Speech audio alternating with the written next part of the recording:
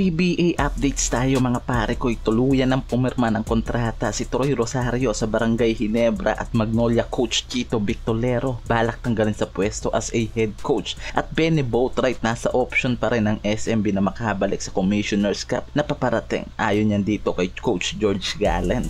At yan yung mga pag-uusapan natin sa video na to mga quiz. Pero bago yan mga quiz, hingin ko muna ang sandaling oras mo para suportahan ang channel ko at mag-subscribe. At huwag mong kalimutan na pindutin ang notification bell para maging updated ka sa mga video na ilalabas ko pa. Salamat mga pare quiz. Ito nga, finally tapos na ang mga rumors about dito kay Troy Rosario dahil nilabas na ng Barangay Ginebra Camp ang final details ng contract nitong si Troy sa Gene Kings. Pumapatak lang naman ng 750,000 to 800,000 a month ang salary offer na binigay dyan ng Barangay Ginebra. Hindi na rin masama para dito sa power forward ng Blackwater Bossing dahil kung matatandaan natin na inoferan din ito ng former team niya na Talk and Text ng 700k a month. So definitely hindi nga raw salary ang dahilan kung bakit nasa Gene Kings ngayon itong si Troy Rosario, dahil nga isang araw ito sa mga dream team na gusto niyang malaruan sa PBA League. And credit nga para dito kay Thompson dahil ito nga raw ang dahilan kung bakit nasa Gene Kings ngayon itong si Troy Rosario, dahil nga sa effort na ginawa nga raw nitong si Thompson para lang mapapirma ng kontrata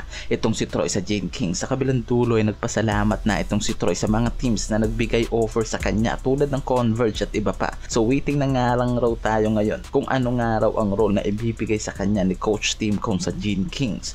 At ito mga quiz, ang daming nagre-request ng mga Magnolia fans na dahil na nga raw sa sunod-sunod na bagsak na kampanya ng Magnolia, dapat na nga raw mapalitan ang sistema na tumatakbo sa team na to. At ito nga mga coach, nagbabalak na ang owner ng Magnolia Hotshot na tanggalin sa pwesto itong si Chito Victolero kung hindi pa rin magiging maganda ang takbo ng team na to in 1-2 conference pa na darating. Yan yung binigay na option sa head coach na to. Biruin nyo kasi mga coach, 8 years na hinawakan nga raw nito ang Magnolia at isang title nga lang daw ang nabigay nito sa team na to, na dahilan kung bakit nga raw ngayon nagpaplalo na ng malaking innovation ang Magnolia sa kanilang coaching system. So ngayon nga hindi pa na-finalize ang pagtanggal ng Magnolia sa coach na to na si Chito Victolero sa kanilang team, at siya pa rin nga raw ang mag-ahawak ngayon sa parating na Commissioner's Cup.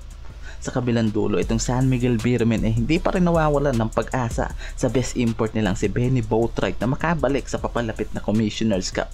Isa sa mga option nila itong reinforcement ni Quincy Miller sa magiging kampanya nila after nga na maganda rin nga raw na performance sa pinakita nito sa EASL, na isa rin sa dahilan kung bakit nakuha nito ang attention ng mga coaching staff ng SMB. Pero dahil na rin siguro sa loose streak na mayroon ngayon ng SMB sa EASL, isang araw yan sa dahilan kung bakit nagdadalawang isip pa rin ang SMB sa import na si Quincy Miller at hindi pa rin na-finalize ang contract nito sa paparating na conference. At ayon nga dito kay Team Deputy Peter Martin, patuloy pa rin ang paghahanap nila sa magiging final import nila ngayong conference. At ayon dito naman kay Coach George Gallen na na-mention nito ang maaaring maging option na pagbabalik nitong si Benny Boatwright sa kanilang magiging kampanya. Kung magiging healthy nga raw ito agad and magiging fully recover sa kanyang Achilles injury at hindi nga nawawalan pa rin ng pag-asa ang SMB sa maaaring maging reinforcement muli nitong si Boatwright sa kampanya nila ngayong Commissioner's Cup. At kung hindi nga mangyari yan, maaaring maging option pa lang nila itong si Quincy Miller. And huwag natin kalimutan